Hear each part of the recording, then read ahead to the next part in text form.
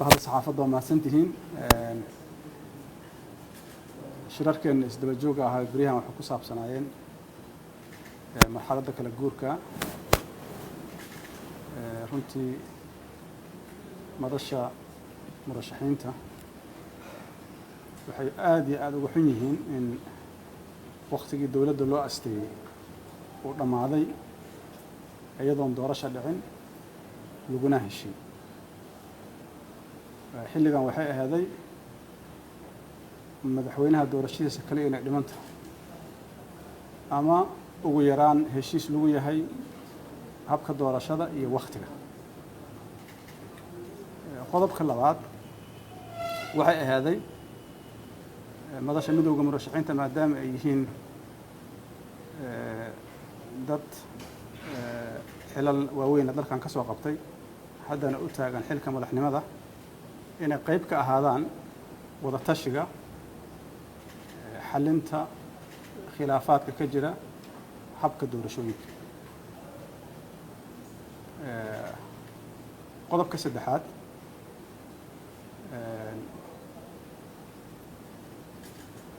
in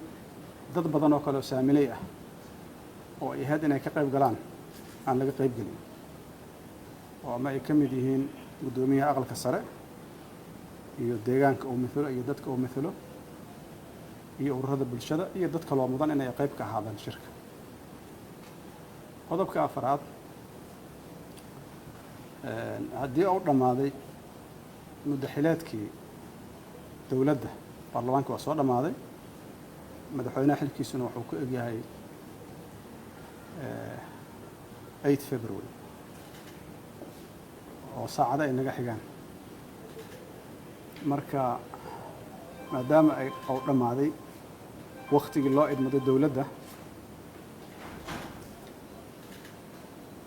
wax walba oo tilaabo ah oo loo qaadayo hanaanka doorashooyinka waa inay ku beesgareysnaadaan heshiis siyaasadeed oo ka turjumaya rabitaanka dadka Soomaaliyeed inuu ku beesgareysnaado maxaa yeelay dawladdu waxay ku dhisan tahay sharci iyo waqti waana soo dhammaaday qodobka ugu dambeeya inaysan aqbalaynin muddo kororsi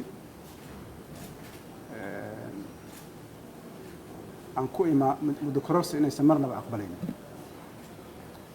wax tilaab kastoo la qaadayana inay ahaato mid ku timaada wada tashi iyo wada ogol oo ah heshiis siyaasadeed waxaan u malaynayaa inaad arkayseen maanta inaan bilowno wada tashiga bulshada waana soconayaa waxaa loo baahanayaa gogol Soomaaliyeed oo Soomaalida isugu timaado ka tashato doorashada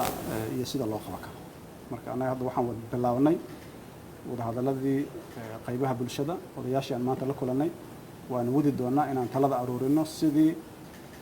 mataqaanaa tala toosan oo loo midaysan yahay oo keeni karta in hore loo socdo ay u imaanayd